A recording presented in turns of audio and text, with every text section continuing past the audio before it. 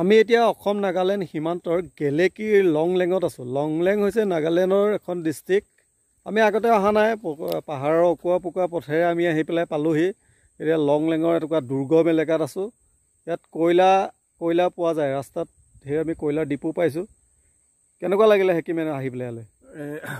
সঁচা কথা ক'ব গ'লে আজি বৰ ধুনীয়া লাগিলে, তোমাৰ জৰিয়তে আজি আহিব পাৰিলোঁ। ইয়াত প্ৰাকৃতিক পৰিৱেশটো খুব ধুনীয়া আৰু ইয়াত প্ৰকৃতিয়ে সকলো দি থৈছে। ইয়াত কয়লা আছে, ইয়াত তেল আছে আৰু বিচাৰিলে চাগে ইয়াত সোণ হীৰাও পোৱা যাব।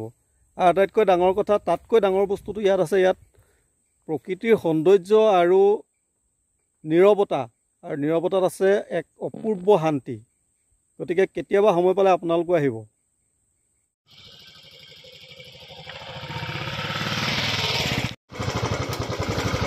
বিলতো ভেং ভেং চাউণ্ডটো আছে নাই? বতাহৰ চাউণ্ডটো নাহে, সেইদৰে ৰাস্তাটো হৈ থাকে।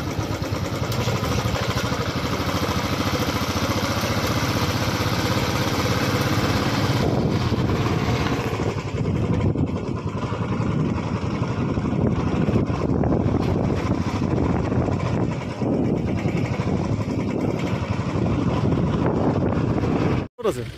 তেল দূৰ আছে, তামোলতহে আছে। হা? তেল ডিপুত আছে। তেল শেষ হ'লে কি হ'ব? তেল নাপাব নহয় ইয়াত। নেপাম নি? ৰাতি থাকিবলৈ কি হ'ব? থাকিবলৈ জেগা পাব, মানুহৰ ঘৰত থাকিব লাগিব।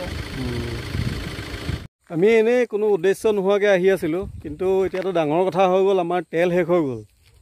এতিয়া কি হয় ক'ব নোৱাৰোঁ আৰু। কিন্তু এটা কথা, তেল শেষ হ'লে দুখ লাগিছে যদিও আমাৰ কিন্তু ফূৰ্তি লাগিছে ইয়াৰ প্ৰকৃতিটো দেখি পেলাই। ইমান ধুনীয়া। তেল কোনোবাই আমাক দিব, ফোন কৰিছোঁ, তেল আনি দিব। হেকিম এতিয়া কি হ'ব? এতিয়া ঈশ্বৰৰ ওপৰত ভৰসা আৰু, যদি তেল নাহে থাকি যাব লাগিব ৰাতিলৈকে। ভালে হ'ব, ইমান ধুনীয়া বিউটি ক'তো দেখিবলৈ পোৱা নাযায় কিন্তু দেই। সুবিধা পাইছোঁ থাকিবলৈ। অঁ, আজি থাকি দিম। আজি আমি ইয়াতে থাকি দিম। আজি আমাক দেখাম পাহাৰত কেনেকৈ ৰাতি যদি তেল শেষ হৈ যায় কেনেকৈ থাকিব পাৰি। কি কয়, তেল বিচাৰি ঘূৰি ঘূৰি ভাগৰ লাগি।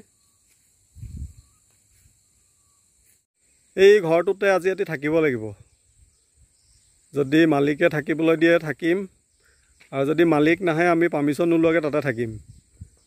তেল আহোঁতে টাইম লাগিব বুলি কৈছে, 4 ঘণ্টা 5 ঘণ্টা লাগিব বুলি কৈছে। দেখা যাওক কি হয়। এতিয়া ভাল পাইছিলোঁ, এতিয়া তেলটো লৈ গ'ল।